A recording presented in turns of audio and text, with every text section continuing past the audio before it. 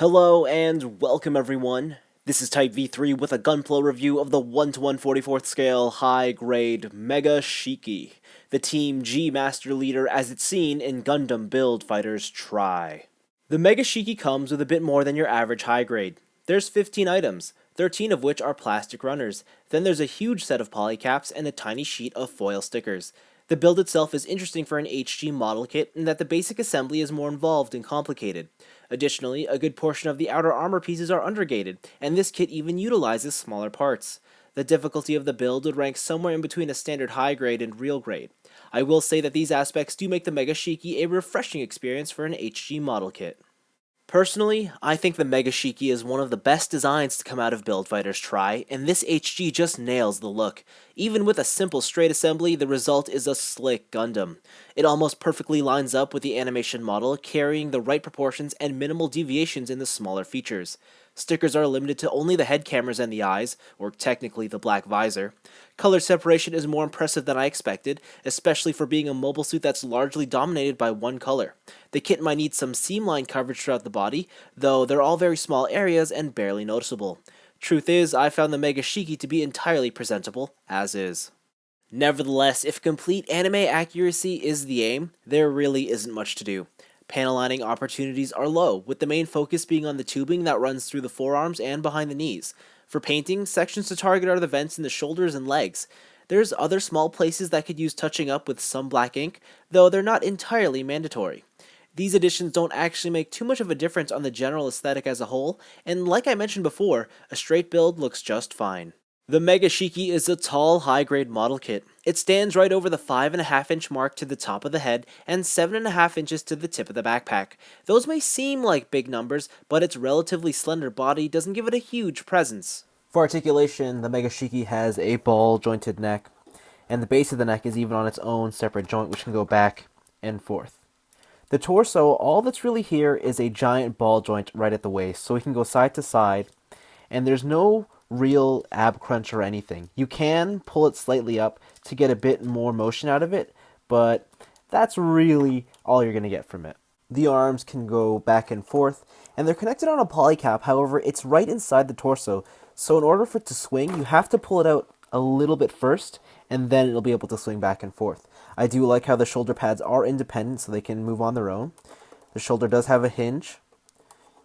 You do have a bicep swivel, a single jointed arm, but it has some excellent range for one joint. This part of the armor flap is on a double hinge right here, so it can flap backwards, and this can let you access the ball jointed wrist. The front hip skirts are on a ball joint that lets it go forwards. The side ones are on a ball joint and a hinge, so they have some slight rocking to them.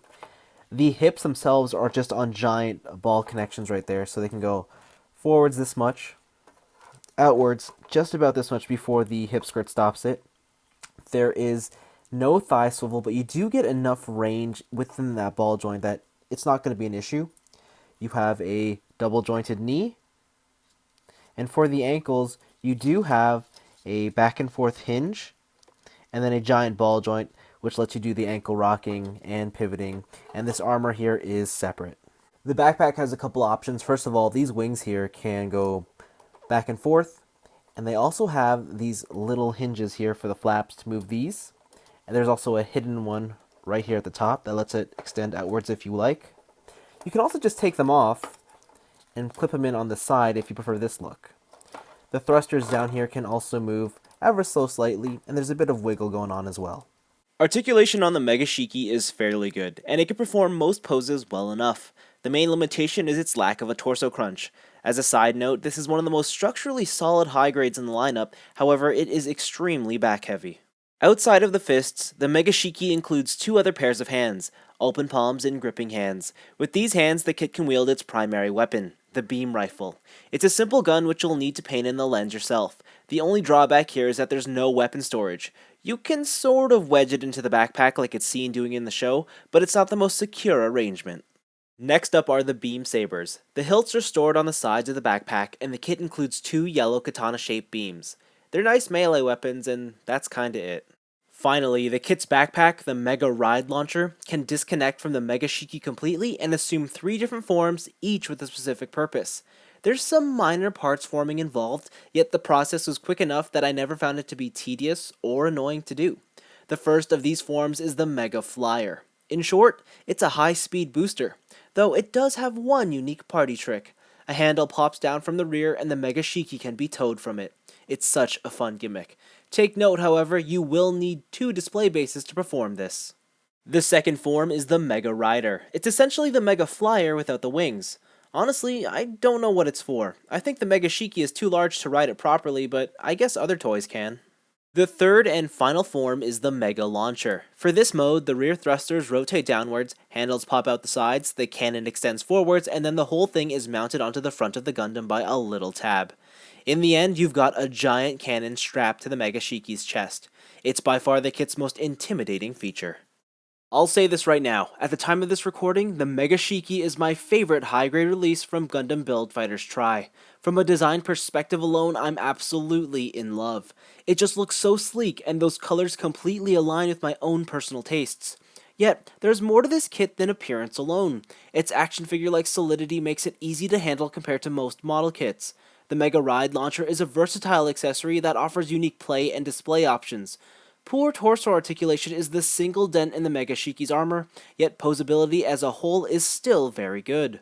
Even the building and modeling side offers some nice appeal. The slight complexity for this HG is refreshing, and the minimal effort required with regards to painting or extra detailing makes it an approachable kit for beginners. It's also quite sizable for the standard high-grade price point.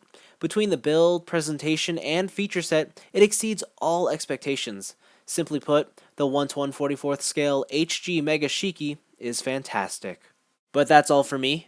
Thanks for watching, and these Build Fighter kits just keep getting better and better with every release. It seems the future is bright for all Gunpla fans.